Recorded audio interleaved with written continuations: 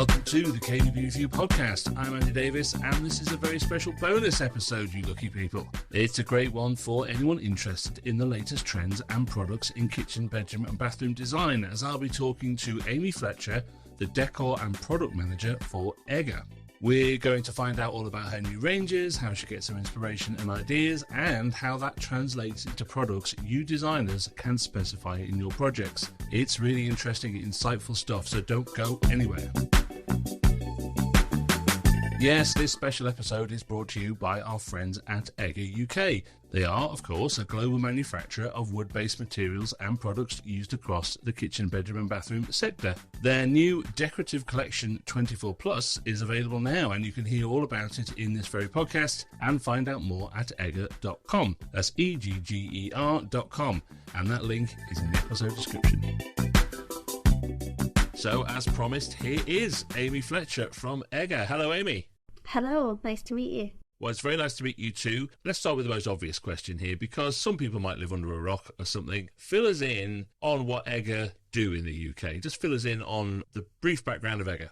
Yeah, so in short, we produce wood-based products for interior design, the building industry and the flooring sector. The new collection is all based on our interior products though, so this covers all our Euro Decor, which is our decorative chipboard products, premium lacquer boards such as our Perfect Sense that have that real velvety feel. We've got the new texture matte products, matching edging, accent edging, high pressure laminates, worktop splashbacks, upstands. So really we've got an awful lot of products that covers, and we offer them all through Egger. We supply to distribution direct to customers, so the KBB market, and we also offer a lot to the public sector as well, so the fit out marking, shop fits, that sort of thing. So basically we are a well encompassed interior designs manufacturer, so it's pretty hard not to be surrounded by our product everywhere you go basically. So from hotels, airports, student accommodation, kitchens, bathroom, bedrooms, the list just kind of goes on. And that's what I think is fascinating about Egger, because it's almost not in the background, but you know, it's the kind of basic raw material of so much of the kind of fantastic kitchens or whatever that we see. But it's enormous. Egger is absolutely massive, isn't it? Yeah, so we have in total, I think now 22 plants within the Egger group. So we've just had a new one that we acquired called Saib from Italy, and I think an additional new one in Germany as well. We are always investing, always growing, and it's really exciting to be part of such a big company that really looks after its staff well, is always very innovative, but is always investing as well, so always investing in improvement. So yeah, a really big player in the game, I would say. It certainly is. Now, let's narrow it right back down to you, though, because you are the Decor and Product Manager. Now, anyone who's got the word decor in their job title, that's impressive. I like that. Fill us in what exactly it is that you do. Because, okay, you're making chipboard and board and all that kind of thing, and it obviously goes to these massive plants and factories or whatever, but someone's got to sort of choose what goes into that factory in the first place. So sort of describe what exactly your role is. I basically oversee the whole product range for the UK. We have a lovely team now looking specifically at the products that we need for the UK market. Having experts in this area that can really show what is needed for the customer and where we need to support the customer. We really need to be the voice of the customer and send that back to our central plants. Primarily, my role is to be an expert on the trends and essentially have the correct products and decors for what's needed for the UK market. I work with the Egger decor teams across all our other divisions to develop a core range of decors for our global collection, and then I ensure that we also have specific decors that are needed solely for the UK market, as our tastes in interior can differ from our European counterparts. They can be very modern, whereas we have a lot of traditional needs in our market. We don't all have straight walls, we all own our homes, so we really invest in kitchens, bathrooms, bedrooms. They tend to have quite a modular fit out, which means they take their kitchens with them when they move, and they live on a rented market. I also identify specific ranges integral for the UK market that sit outside of the global collection, so things like our industry collection, and we have special ranges like our texture meets colour range, which is specifically for our market, as the European market really isn't as interested in painted wood grains as the UK are. It's a really wide selection there, and I'm sure anyone who's familiar with Ega will know what an enormous sort of library of finishes and that you have. And again, we'll talk a little bit about your new range in a second, but I'm just wondering, where do you even start? What's the process for coming up with these new ranges and finishes? How does your sort of process in your brain work? Well, it's quite a mixed bag, really. Usually what it starts with is the central team. We work as a team across Europe to visit all of the fairs. Key players such as Eurocachina in Milan. We go to Interzome in Germany. That's a big fair for us to display at. CCAM. But in UK, I go to Clerkenwell Design Week, which is pretty key for the interior market. Obviously, everybody's aware of KBB Show, January Furniture Fair, we go to London Design Week. The list goes on. We really keep our eye on the market and see what's emerging from trend leaders. But we also research consumer insights and look at what the social and economic factors are having an impact on our market and customer behaviours. For example, the demand for sustainable and responsible products has really influenced the natural materials starting to come through from design. Consumers are now shifting to blending greens with authentic wood grains. We also gather information from trend forecasters. We look at the paint manufacturers and see how they have an influence on colour. We see things emerging from fashion. And also social media has a huge part to play now in influencing what is demanded for the UK customer. Once we have a clear view of what's needed, we then discuss that internally, and then we talk to the paper suppliers, and with group we create a collection that we feel will work for our market. So every individual decor manager is really focused on what they need for their market. And then we have a trend launch collection called Egazum that a lot of our customers will be familiar with. That is our trend focused collection that allows us to be quick to market with the latest trends, but we can introduce those early, see if they have longevity, those trends are going to continue, and then we see what the demand is from multiple markets, and then really, if they're needed in all different matching materials, we add them into the global collection. So it's quite a lengthy process. What I find brilliant about that is that I bet people don't, just looking at the board, if you know what I mean, they're not going to really appreciate the length of time, the amount of effort and the chain of knowledge that has gone into producing that particular finish in that particular way. Definitely. I mean, we're really, really focused on creating authentic and natural materials that we could value engineer our product to really look the real deal, but obviously they'll be a lot more affordable, you get more value out of them, and also focused on how they can be sustainable and how circular our product is. So it's not just looking at design, that is a huge part of it, but it's also looking at the products themselves and how they are being used by the designer and inspiring them, really. Let's narrow this down again a bit more to your new range, the Decorative Collection 24+. It's a rolling collection, so previously we used to have it for about 4 years, but we've now adapted that to 24+, meaning that we can add to it in, say, 2 years' time and be more adaptable to the trends. So consumers might notice that change. That's what the plus is for. Okay, so talk us a bit more about the concept. What's the underlying theme of this? What's new about it? We are very much talking about time for more. We are highly focused on the harmonisation of the decors and how tonally they all must complement each other and work together. We see consumers living in quite a modular way now, so they can adapt to the trends faster. So consumers aren't just using one design now in their interiors, in their kitchens, their bathrooms, their bedrooms, but they are mixing and matching sometimes 3 or 4 different decors in one space, often very elegantly and livable. So it's just really important that those decors complement each other and really work well together. So tonally we have very much looked at that, especially in terms of the wood grains and the stones. We've introduced some very realistic material finishes so that we can offer more value with our product. We've got alternatives to things like real metals, real stones, which allow us to be much more sustainable too. We've broadened our range to inspire the designers. We've added products in that are much more functional. So you have things like our TM9 and TM12, which stands for texture matte, which means that we can offer anti-fingerprint qualities on a chipboard core, which means they can be a fully circular product. Our metallic structure 20, we've upgraded that, and that simulates the real metal finish as well. So it's much more usable and easy to work with in comparison to like a real metal bonded laminate, which has its fair share of problems if you talk to any shop fitter.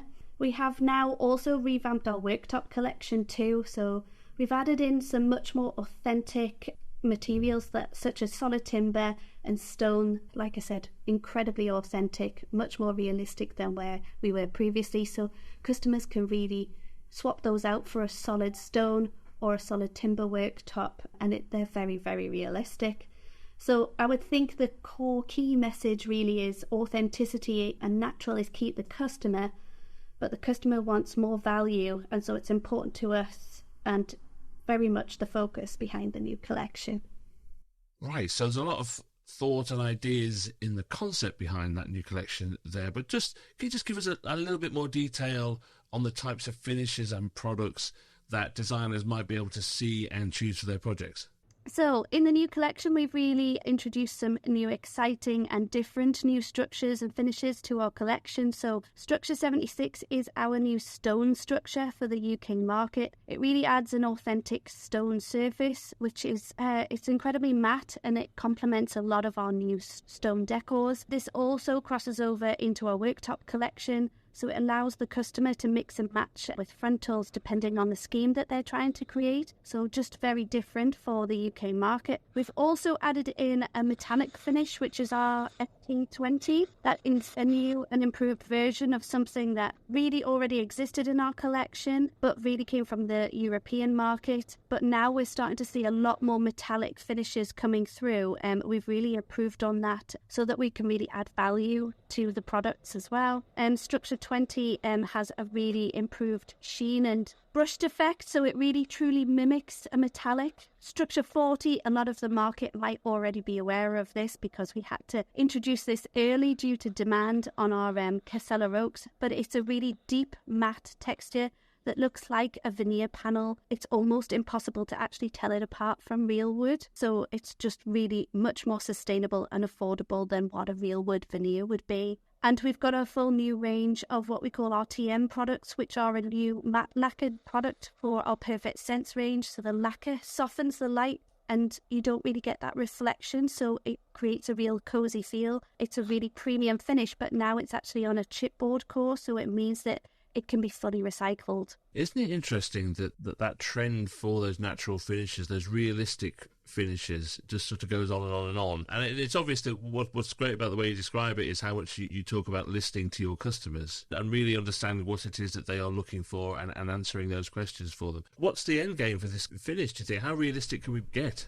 I think that technology is always developing. We're getting closer and closer all of the time. We're very, very close at the moment, especially with a lot of our new wood grains, our new feel woods with the synchronized pour. So how that's going to get more realistic, that will be quite interesting. But yeah, it just seems to be a key focus for now, and I do see that continuing for quite some time. People really have drawn into that natural trend, obviously since COVID, when they were all trapped in their homes. I think they just really yearned for the fresh air and the naturalness, and obviously as we talk about sustainability more and more, that is becoming a focus of the customer and making it more of a trend. All different materials come from nature, so I think that there'll be plenty of choice to be picking different decors and how we can work with them in our homes. Well, as you say as well, a lot of this is driven by an interest in the state of the natural world, if we like, if you want to put it that way. And sustainability is such a huge part of what you do and what EGA do. They obviously put an enormous amount of focus on it, and EGA and similar companies put huge amounts of investment into improving the sustainability aspects of what it's made of, how it's made, and all those things. How does it fit into your day-to-day work? How much do you have to consider it when you're researching and finding out what the latest trends are?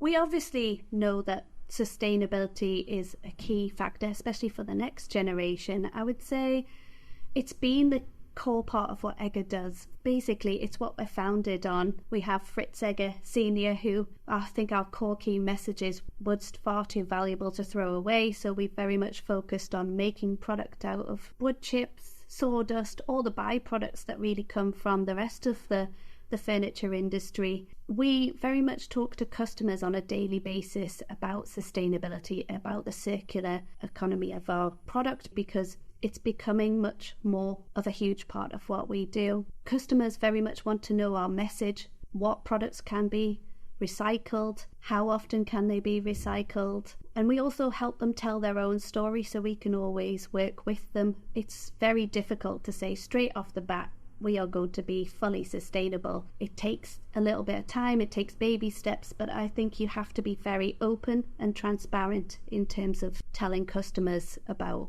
sustainability and making sure you're not greenwashing. So we are very transparent and also telling the actual fact. Again, it's interesting how it informs the design of things as well, not just the production, because it really does play into the kind of finishes and things that you're looking at as well. Exactly, yeah. So the development of the greens has come from that message that we're constantly talking about sustainability, and that green trend is just constantly evolving. We've got some new greens going into the collection, as well as some of the trend greens that we had for our Eggersum trend presentation, because that is the demand at the moment. We're also seeing a lot of those really soft reds coming through, which again, we've added some new ones into the collection because people are thinking about clay tones, that very natural material, those brick colours. But again, everything has a really matte, soft feel, and it has to be really livable, especially for the UK market. We've deliberately focused on quite muted, soft reds rather than terracotta tones too much, just because that can be very Mediterranean, whereas I think we can work with a softer rusty red a bit more easily than a terracotta bright orange tone. So it's just thinking about what will actually work for the market, but it's amazing where these trends actually begin and start from. Well, let's round this up a bit, Aimee. What are you already working on for next time? I'm assuming this range has just come out. You're already well on your way for working out the next one. What kind of trends and influences are you looking at for your next range? Well, that would be telling. We're already looking into our trend collection, which will be introduced later in the year. Once we've launched our new global collection, we are always looking at the up-and-coming trends. We already have some further stone trends that we're looking at introducing to the customer, so we've got some new ones for this collection, but later in the year we'll hopefully have some further developments in that area. Some very interesting metallic finishes as well, a lot of more natural, softer, taupey tones coming through with a metallic sheen, so really exciting. Very different to maybe where we've been before, but also incredibly elegant and opulent, because we are seeing that customers are really wanting a luxury feel. And yeah, we'll have almost the move on from the next greens and reds, maybe some new blues as well. And we've definitely started to see a growth in the yellowy tone coming through, so that's very new for the market, but a lot of the trend forecasters are looking at that. So we hope to finalise that in the next coming weeks, but yeah, we're always focused on the next collection, and it's all very interesting. Well, look, Aimee, thank you so much for your time today. It's so interesting. I really do think that these kind of product launches and these kind of finishes are a real bellwether for the way trends are going. And you put so much work into reading the market, and it's always fantastic to see what comes out the other end of that process. So thank you so much for your time. Thank you for telling us about the new collection, and I'll speak to you soon. You're more than welcome. Thank you very much for having me.